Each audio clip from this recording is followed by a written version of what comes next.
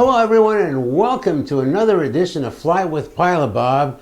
We have a great show for you today. We're at the drone school that is called KoptR Image here at the Saint-Mathieu-de-Beloeil Aerodrome, and my special guest today joining us is going to be talking to us all about drones, none other than the drone pilot himself, Mr. Instructor, drone instructor that is, Michael Roberts. Wow, thank you very much, Robert. Good to be here. Well, it's great to have you as well. Drones are a bit of, how can I say, they're not thought of in a certain way that we could say, you know, that, hey, these things are for real. A lot of people actually think that drones are nothing more than toys, but he's here to bust the myth. Mike, tell us all about what drones are all about and what they do exactly. Well, how can I put it? If we had an hour and a half, maybe I could describe half of what they do. They're for photogrammetry, they're for video, they're for videography. They're using more and more in films. They're not using helicopters anymore. They're doing surveying with it. They're doing real estate photos. You name it, search and rescue. Drones are becoming more and more prevalent. They're even talking now about beyond visual line of sight deliveries up to 100 kilometers away. Wow, that's absolutely awesome. They're already doing it anyway because they're using military drones, and I guess that's far, far away. It's more than 100 kilometers away though, when you're doing that. Military drones aren't the same scale. Military drones are much bigger. Some of them are the size of small planes, and they can fly for 48 hours, Wow. 72 hours. They're the reconnaissance drones, and then they are the military strike drones that everybody knows about and sees in films. So drones weren't born yesterday, as they would say. They've been around for a long time. The first drone was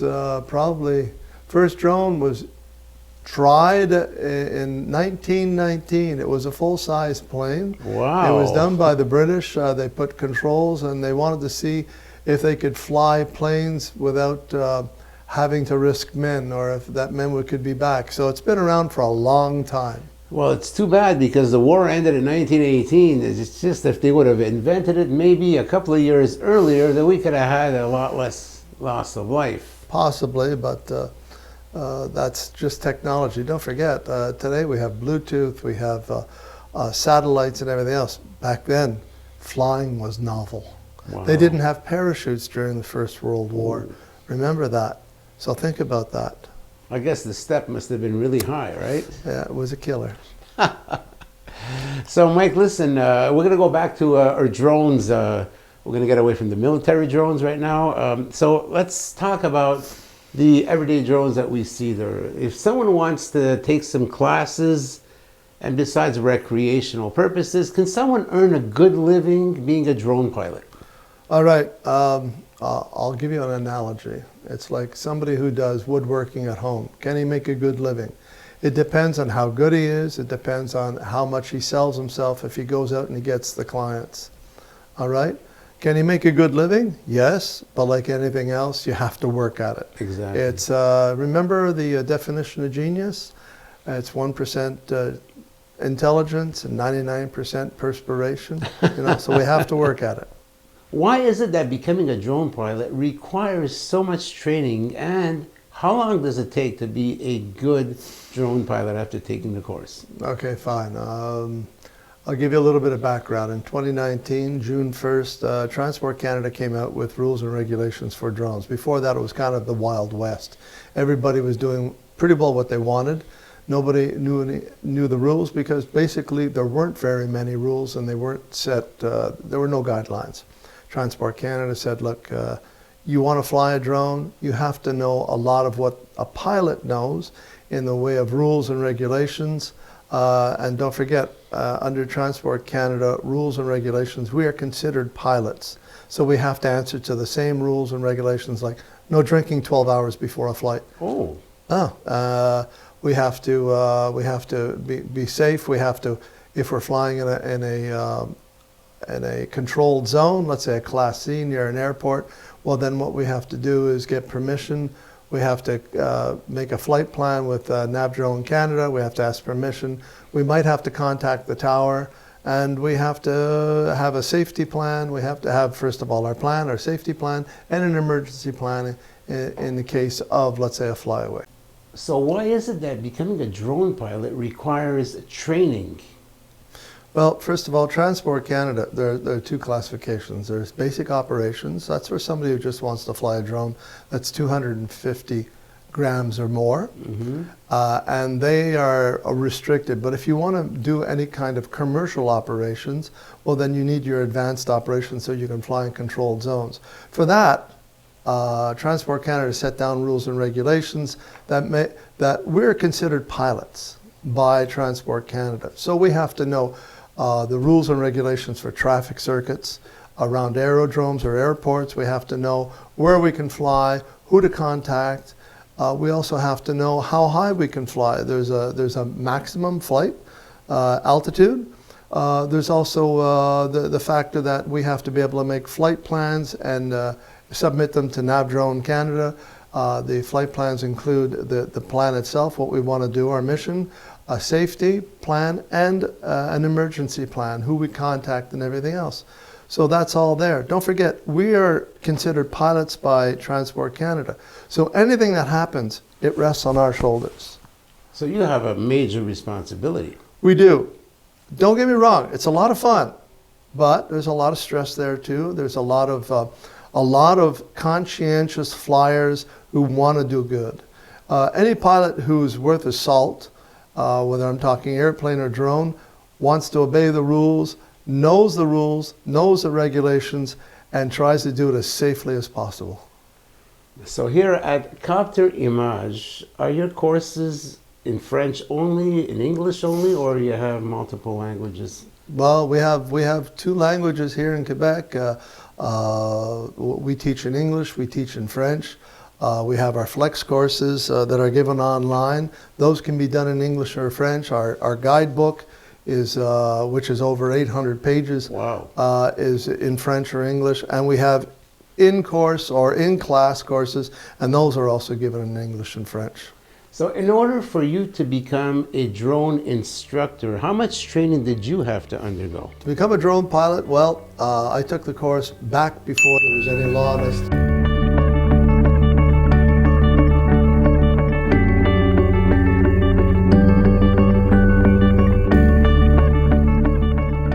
Then we learned about drones, and then I took a full 2-day course that was practical only. It was only flying drones.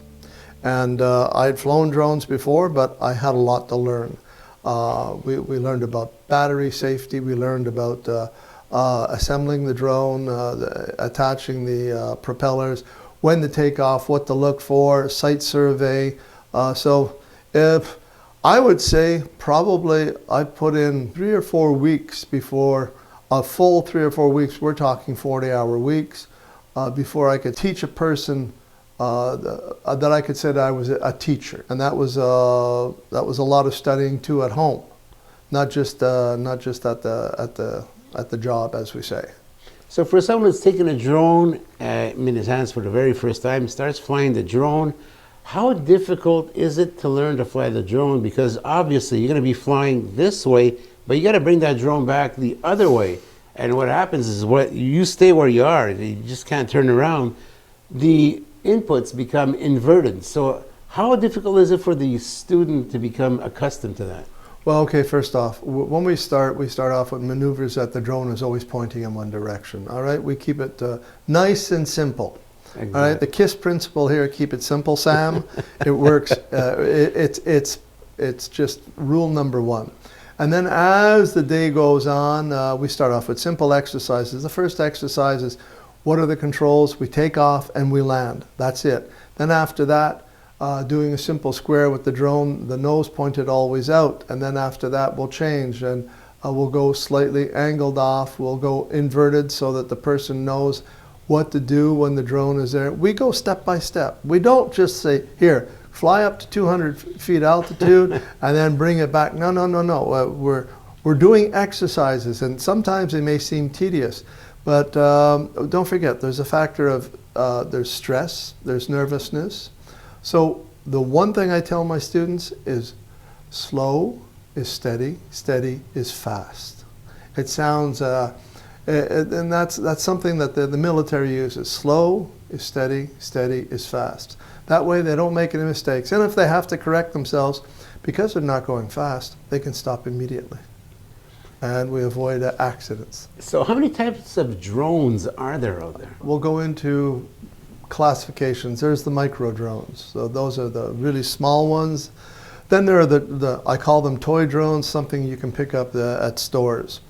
There's the micro drones, which are 249 grams. They're called micro drones also, but they're bigger. They're 249 grams or less. And then what we have is called the drone class, which is 250 grams up to 25 kilograms.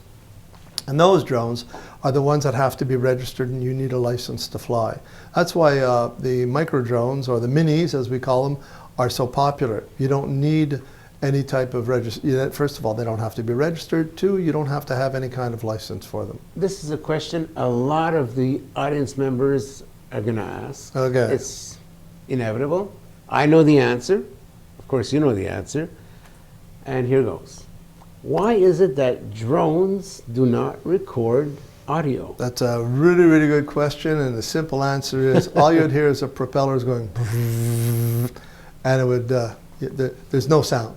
So that's why it's only video. There you have it. So Johnny from Wisconsin, there you go. Because Johnny from Wisconsin emailed me, he knew that I was going to be doing an episode on drones, and he asked me to ask you the question. Okay, fine, no problem. So Mike, how high can a drone fly? To Transport Canada's specifications, a drone can fly up to an altitude of 400 feet or 122 meters. Drones can fly much higher, but not legally in Canada. Now, if you're on a mountainside, let's say you're on a mountain, you're at 2,000 feet, and your drone takes off right beside you. That drone is flying at 2,000 feet. But the further you go out from the mountain, don't forget one thing, it's going to drop off quickly. And then it becomes a problem because then you'll be illegal. You'll be flying over 400 feet altitude. So it's always relative to where you are. I'm glad you brought that up because, it's like it's a given. You're up climbing on a mountain, like you said, you're at 2,000 feet. Well, the drone is like 10 feet over your head, but in reality, it's at 2,010 feet. But relative to where it took off, it's 10 feet. Right. But it's if you go further out and the mountain drops off, then it's flying at a higher altitude, which would be illegal. So you have to remember where you are. I'm flying on top of I'm on a mountain or on a hill, and the valley goes down really, really steep. And as I fly out, suddenly my drone could be at an illegal height, at an illegal altitude. So we have to watch out for that. So there are many, many things you got to think of. This is one of them. That's one of them. But like I said, it's still a lot of fun. I wouldn't do it, but I'm the type of person, if I'm not enjoying myself, I'm not going to do it. Okay, there are jobs where there are certain things that we all have to do which aren't a lot of fun. We do them, we're disciplined. But all in all, I still enjoy flying drones. Can you fly a drone at an airport? At an airport? Yes, as a matter of fact, late last year, I was asked to do a video and a photo job at the St. Hubert Airport. And I was approximately maybe 100 meters away from the landing strip for the landing strip for the small planes. And but I had to ask permission from NAV Drone Canada. After that, I had to tell them my maximum height. I contacted the tower. I made sure that they knew I was in the area, and I stayed within the parameters of the permissions given to me by Transport Canada. So Mike, while in flight, how do you know how much battery you got left? Because the last thing you need is for that machine to take off on its own and do whatever it wants. You're absolutely right. Well, when we first started, we had to know our voltages and everything else, so that would give us calculate our percentage. So we had to do a lot of math in our head. Now it's a lot easier. Before we had to calculate the percentage of energy that was left in the battery, and then we'd be able to calculate the time. Now it's a lot simpler. On screen, we have the telemetry, and it gives us the percentage of battery left, and at the same time, it gives us an estimate in minutes of how much time is left. So we set ourselves in the configuration. There's a configuration for a low battery level, and it'll warn us, and a critical battery level. The low battery level, you can set whatever you want, 50%, 30%. Normally we set 30% because we know that our batteries, no matter how far we are, will be able to bring us back. Critically low is 15%. At 15%, the drone says, I don't have enough energy to continue, I'm going to return. Oh. So it comes back. Now, if it calculates that it's too far out, the drone will want to land on its own. So what we do is we always, when we hear our low battery level, we always come back. Why? Safety reasons. We don't want, first of all, we don't want our drone just stopping the mission just like that. Two, for safety reasons, we bring it back. The battery level doesn't get that low, and we don't go into critical.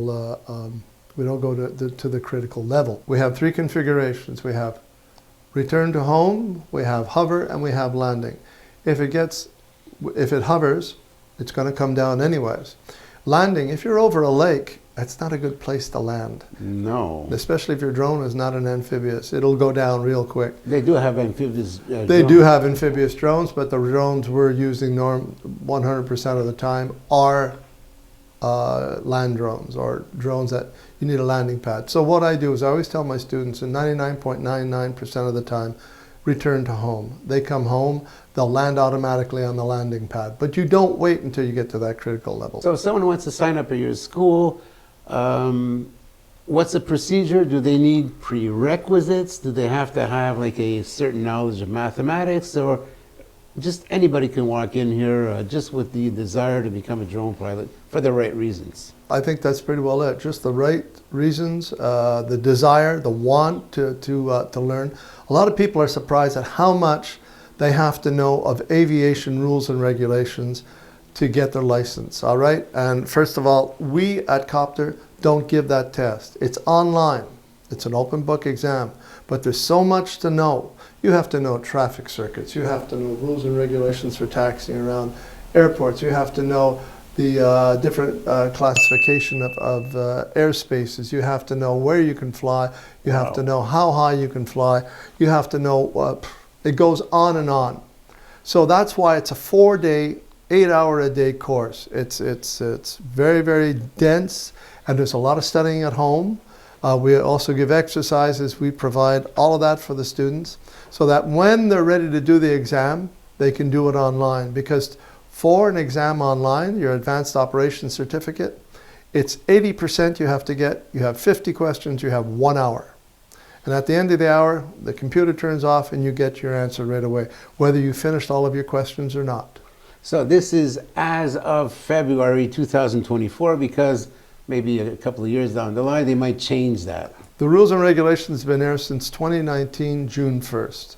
Everybody has to do the online test. So did we. We all passed, and I also passed my flight reviewer's test for Transport Canada. So when somebody, let's say you, Bob, Pilot Bob, you want to go and you want to pass your exam. You pass the exam. Well, fine. After that, you still have to get a flight review so that I know that it wasn't your cousin who did the exam, and that you know how, first of all, you know flight rules and regulations. 2, you can draw up a safety plan, because that's what we ask for. And then the flying. If you can take off a drone, fly it, fly around objects, and land it safely. You heard it, folks? No cheating. Don't ask your cousin Vinny to write the exam for you, because you're gonna get hit right on the knuckles. Well, if you arrive there and you haven't done your homework, if you don't know anything, you're going to fail.